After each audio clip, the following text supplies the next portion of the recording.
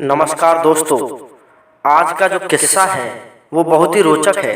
कृपया इस किस्से को ध्यानपूर्वक और पूरा सुने। जिन श्रोताओं ने अभी तक हमारे चैनल को सब्सक्राइब नहीं किया है उनसे मेरा हाथ जोड़कर सप्रेम विनम्र निवेदन है कि वो हमारे चैनल को सब्सक्राइब अवश्य कर लेना, क्योंकि इसी प्रकार के प्राचीन और मनोरंजक किस्से मैं आपको इस चैनल पर प्रस्तुत करता रहता हूं। आपको यदि ये किस्से अच्छे लगते हों तो एक बार कमेंट में जय श्री राम लिख करके मेरा उत्साह अवश्य बढ़ावें। श्रोतागणों, एक प्राचीन समय की बात है। एक ब्राह्मण की लड़की जिसका नाम था कमलबाई।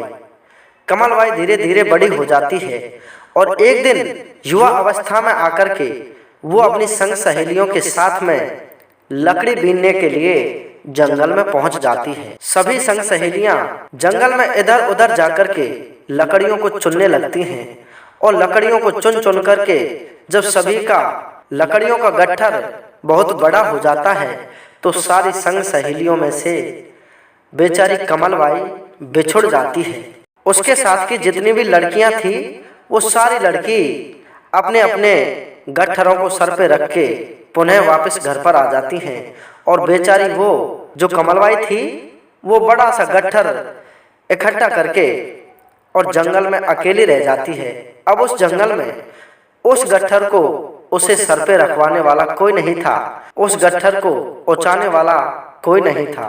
अब बेचारी जंगल में अकेली घबराने लगती है कि कोई मेरा ये गट्ठर सर पे रखवा दे तो मैं भी इसे लेकर के घर पहुंच जाऊं। अब श्रोताओं, भगवान की कुदरत ऐसी होती है कि वहां होकर के एक काशी जी से पढ़ा हुआ एक पंडित जी का लड़का बड़ा ही विद्वान था, वो जा रहा होता है। पंडित जी के लड़के को देख करके कमलबाई कहने लगती है कि सुनो रागीर, आप मेरे पास में आ जाओ और मेरे इस लकड़ियों के गट्ठर को मेरे सर पर रखवा दो। जैसे ही वो ब्राह्मण का लड़का उस कमलबाई के पास में पहुंचता है तो कमलबाई के मन में पाप आ जाता है।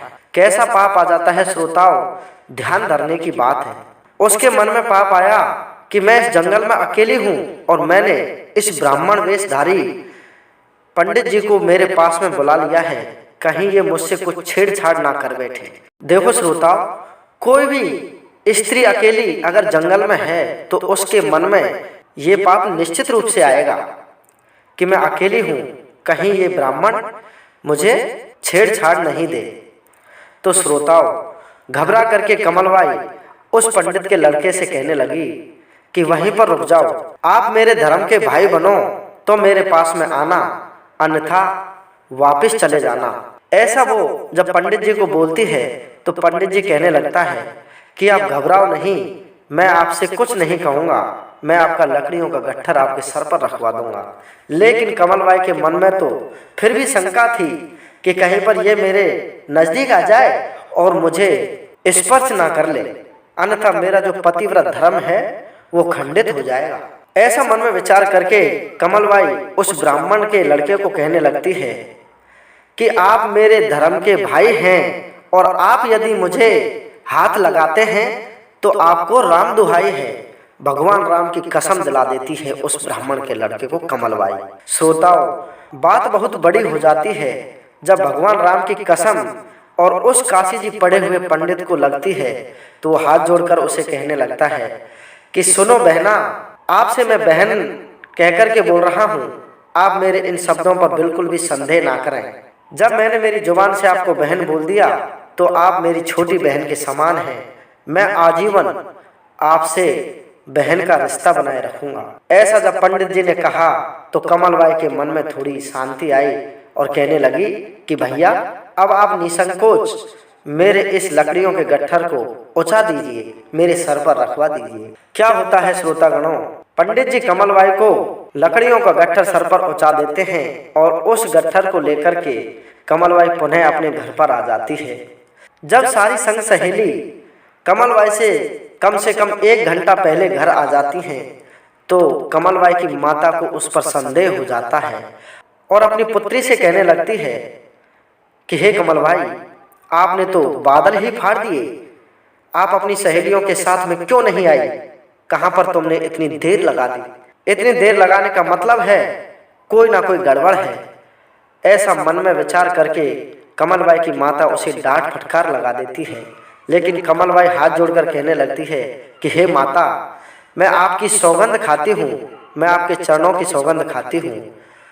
ऐसा कुछ नहीं है जैसा पाप आपके मन में है। मैं तो उस जंगल में बिछुड़ गई थी, मुझे कोई लकड़ियों को उचाने वाला नहीं मिला, इसलिए मैं थोड़ा देर से आई हूँ।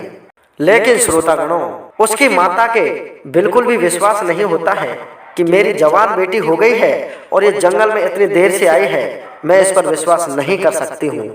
वो तुरंत अपने पति के पास में पहुंचती है और अपने पति ब्राह्मण से कहने लगती है कि हे ब्राह्मण देव, हे मेरे पति देव, मैं आपसे कुछ कहना चाहती हूँ। ब्राह्मण कहने लगे, बोलो मिश्राणी, क्या बात हो गई? आज मुझे आप बड़ी उदास लग रही हो, ऐसा क्या हुआ जो आप मेरे पास में आई हो? मिश्राणी कहने लगी कि हे पति देव, आज हमारी पुत्री जंगल में संग सहेलियों के साथ में लकड़ी लेने के लिए गई थी और कमलबाई जंगल में से जब वापस आई तो सारी संग सहेलियों से कम 1-2 घंटे लेट आई थी, 1-2 घंटे देरी से आई थी। मुझे तो लगता है हमारी लड़की जवान हो चुकी है और इसका विवाह हमें करवा देना चाहिए। मिश्राणी की बात को सुनकर पंडित जी कहने लगा कि हे मिश्राणी, अब खामे खा इतना सोच रही हो, ऐसा कुछ भी नहीं है, हमारी पुत्री ऐसी नहीं है। तभी मिश्राणी कहने लगी कि इसका मतलब आपको आपकी बेटी का विवाह नहीं करवाना है। पंडित जी कहने लगे, सुनो भाग्यवान, हमें अवश्य ही विवाह करवाना है, लेकिन जो आप ये पाप अपने मन में रख रही हो, हमारी पुत्री ऐसी बिल्कुल भी नहीं है। श्रोताओं, मिश्राणी की बात को सुनकर पंडित जी अपने एक नाई को भेज देता है और कहने लगता है कि कोई विद्वान पंडित जो हमारी बेटी के योग्य हो, आप उसको हमारी तरफ से संबंध जाकर के दे दीजिए। श्रोताओं, ब्राह्मण के आदेश पर नाई पहुंचता है उसी काशी जी पड़े हुए पंडित जी के घर पर, जिसने उस लड़की को वहां पर लकड़ियों का गट्ठर सर पर उचाया था। देखो भगवान की कुदरत क्या होती है। आगे क्या होता है श्रोताओं, नाई उस संबंध को पक्का करके और पुनः अपने घर पर आ जाता है। ना तो कमलबाई को पता कि मेरी सगाई उसी पंडित से करवा दी गई है जिसको मैंने अभी अभी भाई बनाया है। तो श्रोताओं, सगाई के 6 महीने बाद में विवाह की तैयारियां होने लगती हैं। सारी तैयारियां समाप्त होने के बाद में आखिर में वही दिन आ जाता है जिस दिन विवाह का समय रखा गया था। 7 फेरों के बंधन में कमलबाई और वो ब्राह्मण का लड़का जो काशी जी से पढ़कर आया था वो बंध जाते हैं। श्रोताओं, उस जमाने में लड़कियां घूंघट की ओट में रहती थी और अपने पति से नजर तक नहीं मिलाती। जब पंडित जी उसको वहां से ब्याह करके अपने घर पर लाए तो शाम के वक्त उन्हें पता चला कि ये तो वही लड़की है जिसको मैंने 6 महीने पहले अपनी बहन माना था। अपनी छोटी वाली बहन के समान इसको प्यार दिया था उस जंगल में।